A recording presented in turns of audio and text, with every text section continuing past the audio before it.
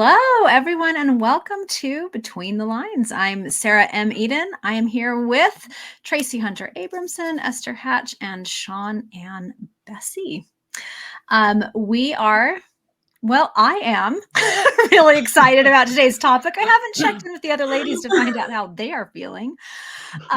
We have been asked often to share a potentially embarrassing aspect of our past lives, our past selves. A few episodes ago, we did the Between the Lines Childhood Edition, where I asked my cohorts here to share stories from their childhood. And I would say almost every single comment we got asked us if we would share how we met our husbands or share like real life romantic stories from our past. So that's what we're going to do. You're welcome. I didn't hear any thank yous. Exactly. Those of you who aren't watching the video feed on YouTube, I will tell you, they look ecstatic. No, they don't. So we're diving right in. I'm going to begin by having us reach way back, like before we were the mature, with it together kind of people that we have since become. And ask if any of you had like a celebrity crush growing up, or someone that you were just really gaga for when you were younger. Maybe you had a poster on your bedroom wall, or anytime this particular artist's song came on the radio, your heart just pounded. Like I again, we're diving right into embarrassing. Tell me that part of your history. I'm kind of feeling like I missed out on something major here, because I genuinely don't remember ever having a poster on my wall, and I don't think my heart ever responded quite that way to music on the radio. So I obviously missed the boat. I can't remember ever having a celebrity crush. I think the closest that I ever came to it was maybe after watching Colin Firth in the 1995 version of Pride and Prejudice. But embarrassingly, I wasn't a teenager then. I'm not going to tell you how old I was, but it didn't have a 1 in front of it. So yeah, I think that Mr. Darcy Goes for a Swim scene got a few hearts pounding. Oh man, I don't think I ever had posters on my wall either, but I did have the most embarrassing, ridiculously huge crush on an actor when I was growing up. Jonathan Brandis. Those of you who are about my age might remember him. He was kind of the it guy for a while.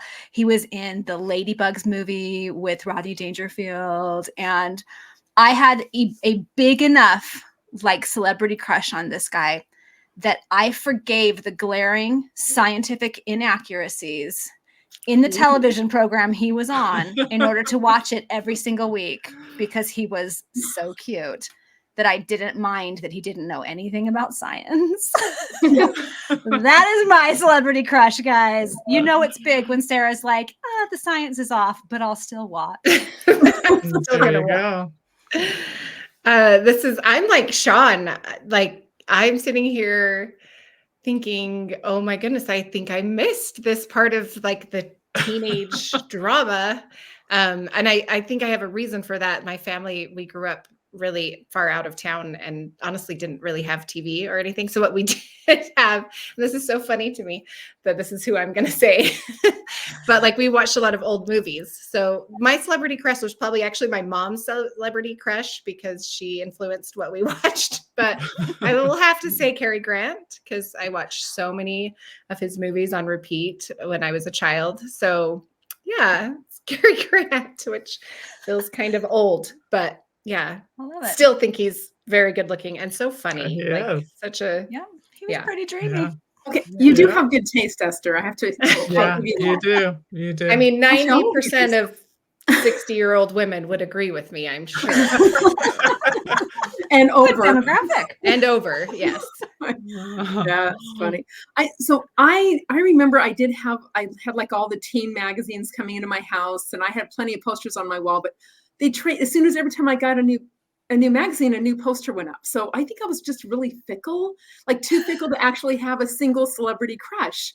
So I don't know, maybe because I kind of spent my time between Arizona and California, and like my mom started in the TV industry when I was 10. So it was like they were like, I knew some of the people were, if I didn't meet them, I didn't know if I'd like them or not. So I think I had that holding me back from a true celebrity crush.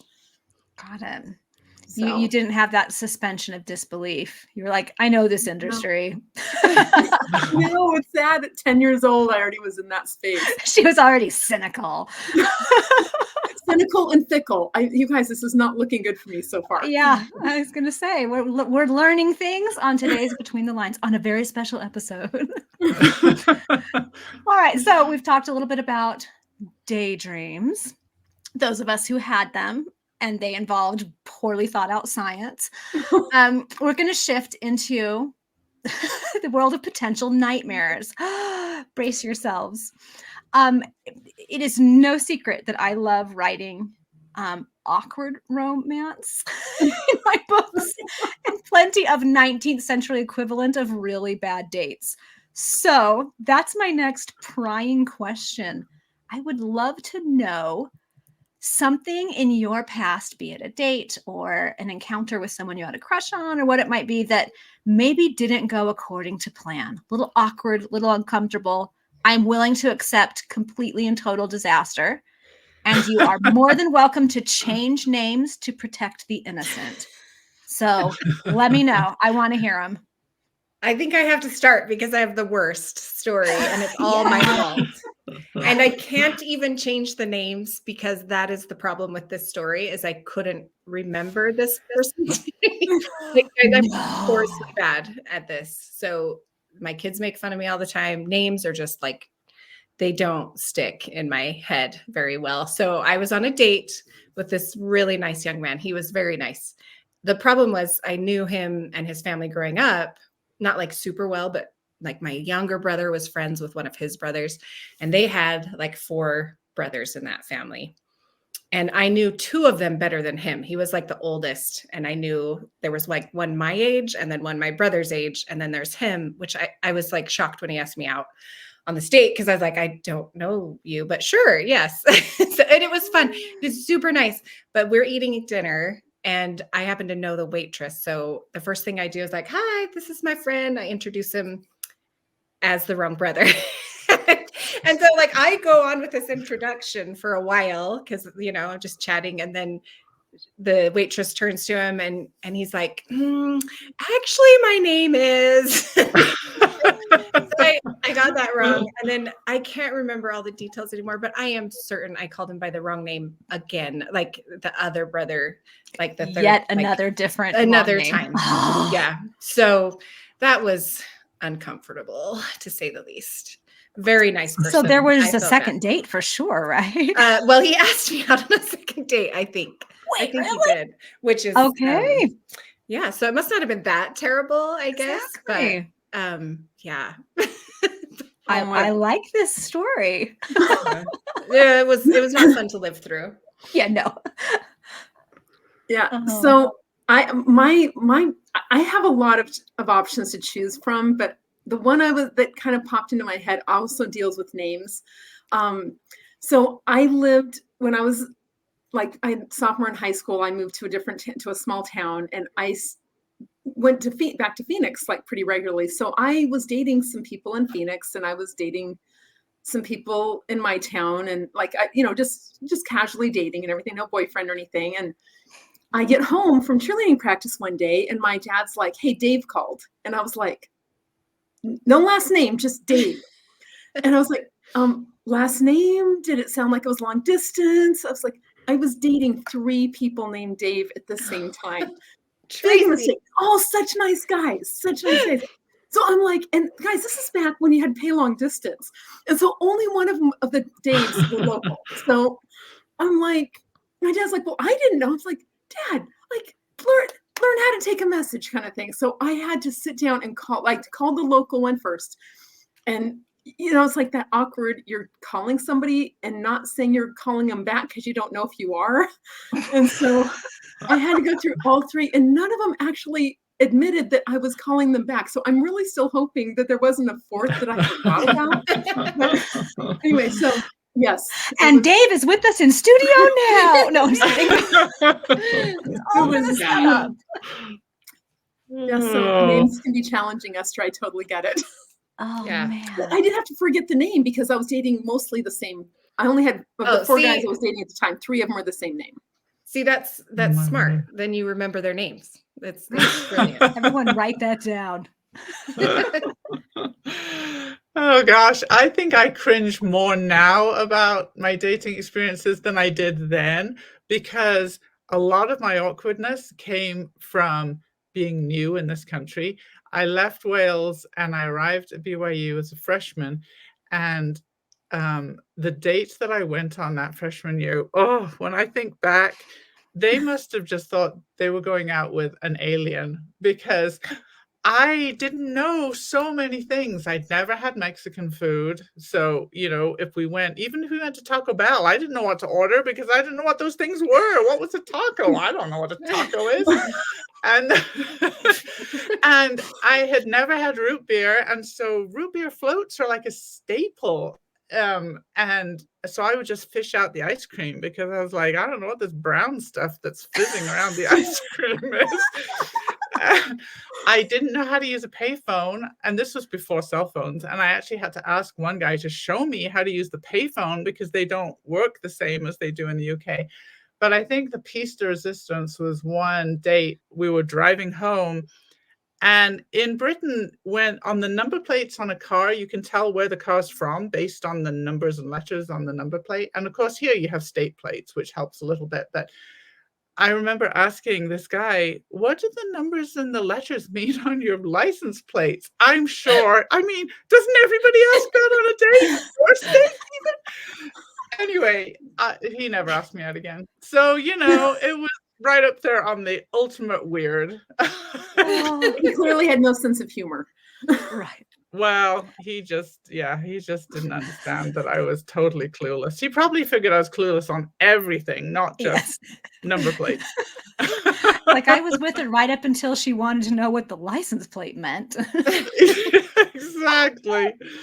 Oh my gosh. And like Esther said, nicest guys. They were still nice to me afterwards. So I even had to have American football explained to me. You take someone on a date to a football game and it totally ruins it because you're spending the whole time explaining to the girl next to you what a down means. And anyway, it was just terrible. What is the goal of this sports match? I know. Oh my gosh. Well, I like the rest of you. I have a plethora of uncomfortable dating experiences to draw from. I'm choosing one that wasn't my fault. So Yay, one of us. Saving my reputation. When I was a senior in high school, I was at the state drama competition because I was dramatic, and crossed paths with a kid I had known when we were like freshman, sophomore, but I hadn't seen him in a couple of years. And again, had not seen him or talked to him. This is the days before social media and before like cell phones. So we were not in touch at all, had not seen him in about 2 years. And by the end of the day, he had asked me to his senior prom. And because I lacked the sassiness you see before you today, could not figure out a way to say, that's weird, no. So by the end of this competition, I had a date to a prom that was not at my high school with a kid I hadn't seen in 2 years. No getting out of it. Like I was stuck. There are so many stories I could tell about this date. Like there are so many. But the one I'm going to share today, it's by the time we actually got to the dance part of the prom. And there are multiple stories before this point, but at the dance part of the prom. This is, again, before cell phones, but one of the people in the group had a camera. And the camera kept being handed to me. And they'd be like, oh, take a picture of, because it was a friend group that had gone together. Take a picture of us doing this. Take a picture of us doing this. And I began to realize after a while, I was taking pictures of everything they were doing. They would dance and have me take pictures of them all dancing, and they would pose in front of the prom backdrop and have me take a picture. And I thought, this is getting really weird because I'm not actually included in anything they're doing. And at one point, overheard one of them say to the kid I was there with how smart it was to bring someone not from their school so they would have a photographer. So I was there as the group's photographer. I was like, I paid to have my hair done for this. And that is not the worst thing that happened on that date. So it's my story. So when you read Courting Miss Lancaster and so many things go wrong on every date that she has, I will just say this. They are all based on real dates I went on at some point. So a lot of stories I could share. But we don't want to end this on a note of Sarah was invited to be a photographer, or Tracy dates too many people at once, or Sean doesn't understand about phones, or Esther cannot remember which brother she's hanging out with. We would like to end this with people thinking we aren't complete and total disasters. So I'm going to ask you the thing that we got asked directly the most on our childhood edition of Between the Lines, and that is how we each met our husbands. So I want to hear your podcast Reader's Digest summary version of how you and your husbands met. This is not going to help with making me look like not a disaster. Let me just Is your husband named Dave by chance? It's not. No, but my husband's name is John, and so is my brother-in-law. And anyway, but that has nothing to do with this story. So I met my husband at BYU my freshman year. And apparently I met him both in my opening social and in my closing social. And also I do remember him at this Frisbee football game.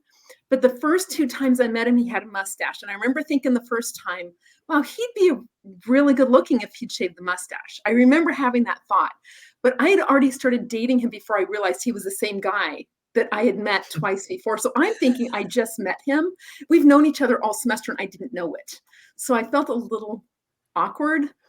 So that was kind of how it happened. I mean, what do you say? I mean, he had a mustache. I didn't, But anyway, apparently he noticed me. I didn't notice him until the closings. Well, because you had shaved your mustache, so you don't have one. It's a lot easier for people to recognize you. And the funny thing is, the girl in the next building was like crushing on him so bad that I'd been hearing about him all semester and never knew who he was. So like, there were all these things happening. I just totally missed it all. So that's really funny. So my husband, when we get asked this question, he always answers the same way. He says, we met in the most romantic place in the world, which is Payson Middle School. So, because we've known each other for a very, very long time. We went to middle school together, went to high school together. We were friends. He's actually a year younger than me. So we never dated because, back then that was a little weird. He also comes from a family of 12. And so like he did have a sister my age. So we were friends, but we'd really liked each other in high school, just like our personalities meshed really well. But we have kind of different like core memories of like before we really started hanging out and dating. So that's kind of fun to be like, well, I remember this and I remember that. And I eventually we didn't actually date, but right after high school, we started hanging out as a group, and I totally went to hang out with this group because he was going to be there. And then he left after like 10 minutes. I ended up dating 2 other guys in that group before finally, like after we both served like missions and went to college, we met back up again at BYU. And that was kind of a cute meet. Like we had 2 kind of meet cutes at BYU to kind of get the ball rolling for reals. So love it. Yeah, but yeah, that's fun.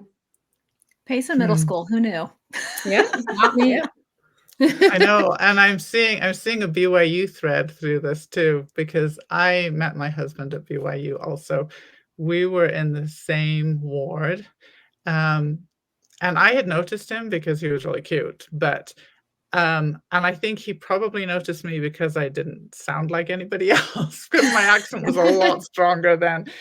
But my big the thing I'm most proud of with our meet cute, I guess, if you want to call it that, is I remember running into him outside the library, and we walked in together, and we only knew each other to say hello to at this point. And I sat down next to him in the library, and he was doing math homework. And for those of you who don't know, my husband is a professor of math. So, like, his math, I don't even understand his math. But he was stuck on a math problem, and I helped him. John! It is the only time in our entire time together that I have helped him with a math problem. But I think it was divine intervention, because I probably couldn't do it the next day. But I did help him with his math homework. And I guess he was impressed enough to ask me out after that. It's the way to his heart. That is amazing. Algebra. Seriously. I really think it may have been the metric system. And since I grew up in the UK, I think that's what it was. There you go. Your brain's like, I got this. I can't work a payphone, but I know the metric system. That's right. Exactly. Oh my gosh. Well, if you ask my husband and I when we first met, we will give different answers. And we always have from the beginning. I, to this day, insist that we first met at our church's choir. Like 100% in my brain, that's where we first met. But he insists that we did, in fact, meet for the first time at a church activity before that.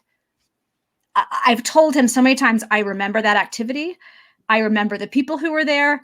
I'm pretty sure you weren't there.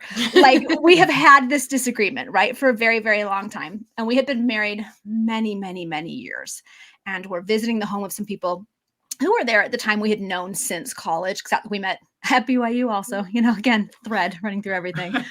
But they were there for that activity and had videotaped it. This was back in the day of camcorders. So like, it's on a tape, right? They pop it in so we can all reminisce. And we're watching various highlights of that school year. And up pops this like beginning of the school year activity. And my husband says, this is where we met. And I said, no, it's not. Like, I promise you, we didn't meet at this. We're watching it. And up pops video of me talking to him at this social. He has video evidence. I still insist it didn't happen, but that is how it happened. We met at a church activity. I thought for sure you wouldn't be on that video. I'm like, Sarah's not going to share this if she was wrong. Totally wrong. So he actually ended up with video proof. What are the chances? Because again, this was in the day before smartphones where you would have video of things. It was, the chances of having it recorded were so slim, and yet there it was. So I still say it didn't happen, but it totally happened. So there you go. So we disagree about how we first met, but it's part of the charm of this couple that we have had an argument for 25 years that we refuse to let go. There we go. Oh my gosh. Well, thank you, ladies, for joining in the potentially embarrassing but always hilarious discussion of our book-worthy romantic escapades. Very. I think it explains why all of our books are filled with a lot of romantic awkwardness, because it's just who we are. And a big thank you to those of you who suggested this topic in the comments when we did our childhood edition. We would love to hear from you. Other things you might like to know about our lives, about our past, just fun things to share. So leave those in the comments. We do check there to look for episode ideas. So again, thank you for being here with us, and we hope you'll join us next time on Between the Lines.